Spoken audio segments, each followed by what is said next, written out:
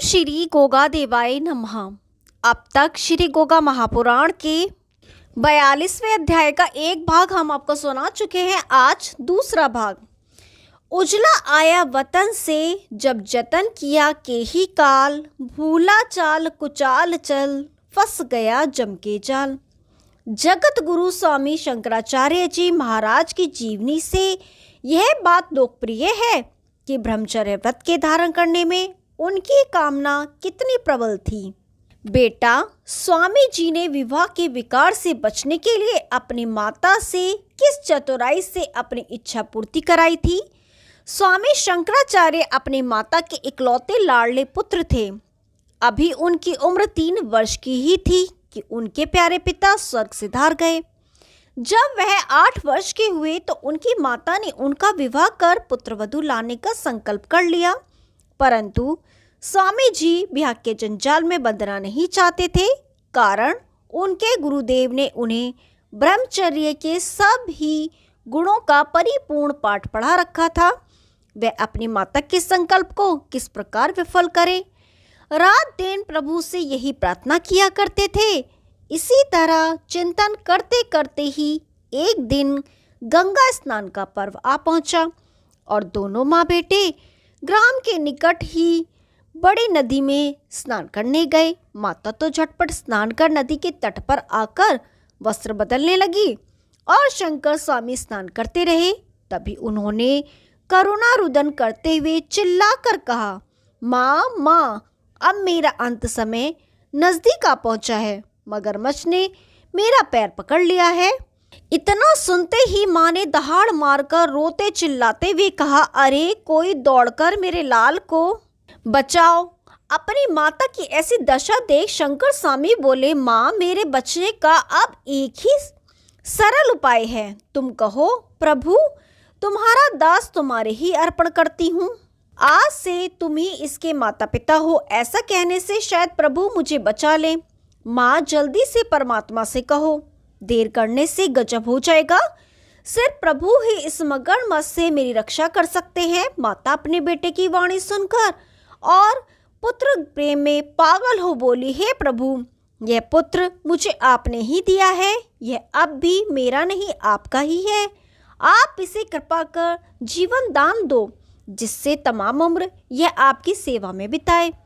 अपनी माता के संकल्प को सुन शंकर स्वामी मुस्कुराते हुए नदी से बाहर आकर अपनी माता के चरणों से चिपट गए और बोले, मातेश्वरी, अब विवाह शादी का विचार त्याग दो और अपने वचनों के अनुसार मुझे ब्रह्मचर्य व्रत धारण कर प्रभु सेवा करने दो। माँ बोली, बेटा, कौन माता यह नहीं चाहती है कि मेरे बेटे का जन्म विद्वानों की श्रेणी में रोशनी फैलाए। अब तो ये बातें साधु सन्यासियों की श्रेणी तक ही सीमित रह गई है। अगर कोई बालक बालिका इस पुस्तक के उपदेश को ग्रहण करके ब्रह्मचर्य व्रत पालन करने को तैयार भी हो तो उसके माता पिता ही मगरमच्छ का रूप धारण कर रो रो कर और पांव पकड़कर उन्हें विषय वासना के भंवर में फंसाने का यत्न करेंगे और बच्चों को समझाने के लिए अपने इष्ट मित्रों और सारे खानदान को इकट्ठा करेंगे। परंतु जो बालक बालिकाएं अपने संकल्प पर दृढ़ रहते हैं तो उनके माता पिता बच्चों को मारते पीटते भी हैं और कहते हैं, अभी से व्रत लेने की यह आयु थोड़ी ही है। अब स्वामी शंकराचार्य के घर छोड़ने के बाद के विचार सुनो। बेटा, शंकर स्वामी की माँ मजबूर हो गई। वह तो अपने पुत्र का जीवन मन से चाहती थी। वह तो उन्हें हर तरह से सुखी देखना चाहती थी। उन्हें अब मतलब नहीं था, चाहे वे विवाह करें चाहे वे संन्यास लेने के लिए स्वीकृति दे दी।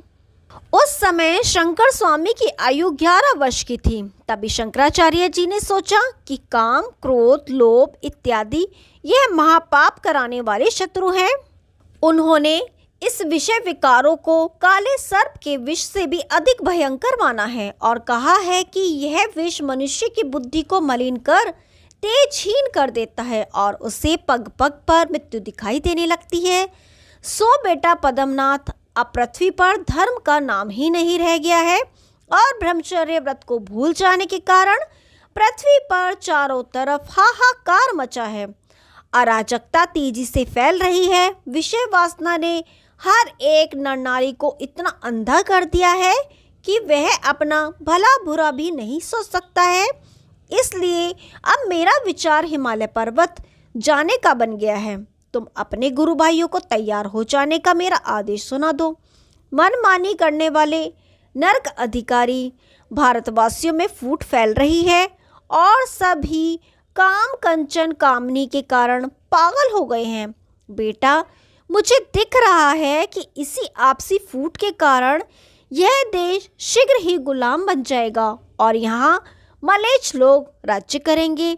अपने गुरुदेव के विचार सुनकर पद्मनाथ ने गुरु गोरख के चरणों में अपना मस्तक टेक दिया और फिर उठकर गुरु भाइयों के निकट पहुंचकर गुरुदेव का आदेश सुनाया। तब सभी संतों ने गुरु वचनों को श्रद्धा के साथ सुनकर अपने गुरुदेव के आदेश पर मस्तक नवाकर आज्ञा पालन में हिमालय पर्वत की तरफ कूच करने के लिए अपनी झोली, खप्पर, चिमटा और कमंडल संभाल खड़ाऊ पहनकर सब शिष्य तैयार हो गए। श्री गोगा महापुराण 42वां अध्याय समाप्त। अब 43वां अध्याय। प्यारे बंधुओं, अब हमें गोगावीर और उनके साथियों की भी सुध ले ली चाहिए कि उन लोगों ने क्या क्या मुसीबत हुनों को हिंदू बनाने के लिए उठाई। गोगावीर हुनों की स्त्रियों को धीरज बंधा और महाराजा विक्रमादित्य से सलाह कर अपने मायावी वीरों की हुनों की निगरानी करने के लिए छोड़ दिया और आप अपने साथियों सहित अपने अपने घोड़ों पर चढ़ विद्वानों की महानगरी काशी में कई दिन की मंजिल तय करके जा पहुंचे। वहां पहुंचकर बड़े बड़े धुरंधर पंडितों को जाकर अपने देश के दुश्मन हुनों की कथा सुनाई। हारे हुए राक्षसों को अपने लोगों में मिलाने में ही भारत देश की भलाई है, परंतु सब विद्वानों ने एक मत हो एक ही बात कही कि हमारे वेद शास्त्र ऐसा कुकर्म करने की अनुमति नहीं देते हैं। गोगा जी, कभी गधी भी गाय बन सकती है। गोगा जी ने उन महापंडितों को काफी ऊंच नीच समझाया, पर पंडितों ने उनकी एक भी ना सुनकर बार बार अपनी ही बात को ठीक कहा। जब गोगावीर ने काफी कहने सुनने पर भी अपनी दाल गलती ना देखी तो निराश होकर वे वहां से चल पड़े। वहां से चलकर मथुरा में भी जाकर ब्राह्मणों से काफी मगज खपाई की और यह भी समझाया कि हमारे गुरु गोरखनाथ जी जो बड़े पहुंचे हुए सिद्ध संत हैं, उनकी भी यही इच्छा है कि इन अधर्मी हुनों को अपने में मिलाकर इन्हें धर्मधारी बना लिया जाए। इनके यहाँ बस जाने से हमारे देश की शक्ति दुगनी हो जाएगी और इनके यहाँ रहते कोई विदेशी दुश्मन हमसे आंख ना मिला सकेगा। तब मथुरा के पंडितों ने कहा, गोगा जी, आप हमें क्यों अधर्म करने को मजबूर करते हैं? आप नगर के सेठ, साहूकार, बनियों और राजपूतों से भी तो पूछो, वह लोग क्या कहते हैं। इस पर गोगावीर ने मथुरा के सेठ, साहूकार और राजपूतों को बुलवाकर भी अपनी योजना समझाई तो वह लोग भी बोले, गोगा जी, इन धार्मिक मामलों में हमारी राय लेना व्यथा ही है। इस मामले के कर्ता धर्ता तो वेद शास्त्रों के जानने वाले ये पंडित लोग ही हैं। जो हमारे पंडितों की राय है वही हम लोगों की है। इनके खिलाफ बोलने की शक्ति हम लोगों में नहीं है। इस पर सब पंडितों ने एक मत होकर कहा, धर्मशास्त्र इन कुकर्मियों को अपने में मिलाने के सख्त खिलाफ है। उनमें साफ साफ लिखा है, जो इंसान जबरदस्ती इस प्रकार के कुकर्म करेगा उसे जाति से बाहर कर उससे किसी प्रकार का वास्ता रखना भी बड़ा अधर्म का कार्य है, क्योंकि वह भी नीचों का संग देकर नीच ही कहलाने का अधिकारी है और जो उसका अन्न जल ग्रहण करेगा वह भी महापात की और घोर नगर का अधिकारी होगा। वह अगली योनियों में भी अच्छा जीवन नहीं बिताएगा। मथुरा के पंडितों की बात सुनकर नरसिंह पांडे बोले, भैया गोगावीर, 100 बातों की एक बात यह है कि जिन व्यक्तियों के विनाश का समय नजदीक आ जाता है उनकी बुद्धि भ्रष्ट हो जाती है। भ्रष्ट बुद्धि के कारण ही रावण जैसे राजा का नाश हो गया। लातों के भूत बातों से नहीं माना करते हैं। यहाँ तो विनाश काले विपरीत बुद्धि वाली कहावत ठीक बैठ रही है। नरसिंह पांडे की बात सुनकर सब लोग निराश होकर मथुरा नगरी से चलकर यमुना जी में स्नान करके द्वारकाधीश महाराज के दर्शन किए और भगवान को भोग लगाकर मंदिर के पुजारी को दान दक्षिणा के प्रसाद पाकर अति प्रसन्न हुए। फिर गया और हरिद्वार के पंडितों से भी मगज खपाई कर अपने गुरु गोरखनाथ जी की जोत जलाकर दर्शन देने की सब ने मिलकर प्रार्थना की। तभी गुरु गोरखनाथ जी अपने सब चेलों को, जो गुरुदेव के बिगुल बजने के इंतजार में तैयार खड़े थे, उन्हें समझाकर कि मुझे गोगावीर याद कर रहा है, पहले मैं उससे मिल आऊं, कहकर अपने कुछ शिष्यों के साथ अपनी उड़ान खड़ाऊ पर चढ़कर मथुरा आ पहुंचे। तभी सब राजस्थानी वीरों ने अपने गुरु चरणों में अपना अपना मस्तक टिकाया। तो गुरु ने प्रसन्न हो अपने शिष्य को आशीर्वाद दे उनकी अधीरता का कारण पूछा। तब गोगावीर ने अपने दोनों हाथ जोड़कर राजा विक्रमादित्य के युद्ध जीतने की खुशखबरी गुरु गोरखनाथ को सुनाई और अपनी सभी योजना समझाई। फिर वे कहने लगे, गुरुदेव, ये पंडित जन तो अपनी नासमझी के कारण देश की हानि लाभ को नहीं समझते। अब आप जैसी आज्ञा देंगे हम वैसा ही करेंगे। श्री गोगा महापुराण 43वां अध्याय समाप्त। अब 44वां अध्याय। गुरु गोरखनाथ जी अपने शिष्य की वाणी सुनकर बोले, बेटा, अधीर होने से कोई भी कार्य सफल नहीं होता। ये ना समझ घमंडी ब्राह्मण बनिए और राजपूत वगैरह अपने को उच्च समझने वाले लोग कभी भी तुम्हारा साथ देने को तैयार नहीं हो सकते, परंतु हमारे शुभ कार्य में बाधा डालने में ये कभी चूकने वाले भी नहीं है। तुम्हें तो उन लोगों को से मिलना चाहिए जिन्हें ये लोग तुझ समझकर घृणा भरी दृष्टि से देखते हैं। मुझे पूर्ण आशा है कि तुम्हें जाट गुजरों के मुखियाओं से जाकर मिलना चाहिए। वह बहादुर लोग किसी की परवाह न करके इन शक और हुनों को अपनी जाति में अवश्य शामिल कर लेंगे। इससे उनकी शक्ति भी दुगनी हो जाएगी और शक्ति दुगनी हो जाने से यह लोग कभी भी देश के दुश्मन विदेशियों को भारत की सीमा में कदम न रखने देंगे। यह ब्राह्मण बनिए और राजपूत अपने हाथ मलते रह जाएंगे। अपने गुरु की आज्ञा शीश झुकाकर गोगावीर ने स्वीकार कर ली और वह सातों वीर अपने अपने घोड़ों पर सवार हो हरियाणा और पंजाब प्रांत में जा पहुंचे। वहां के जाट गुजरों के मुखियाओं से मिले और अपनी सारी व्यथा का बयान किया तथा हाथ जोड़कर प्रार्थना की, आप इन देश के दुश्मन हुनों को अपनी जाति में मिला लो।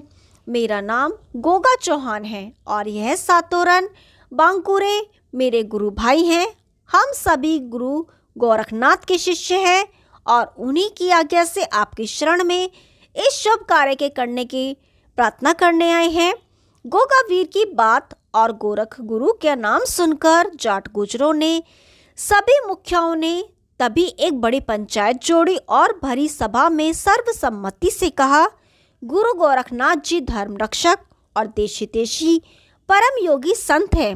उनकी आज्ञा मानने में ही हमारे देश और हमारी भलाई है।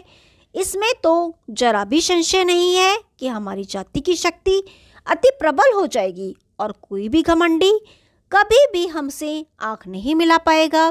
ये ब्राह्मण बनिए भी सदा हमारा मुंह ताका करेंगे और कहेंगे, चौधरियों, हमारी लाज आपके हाथ है।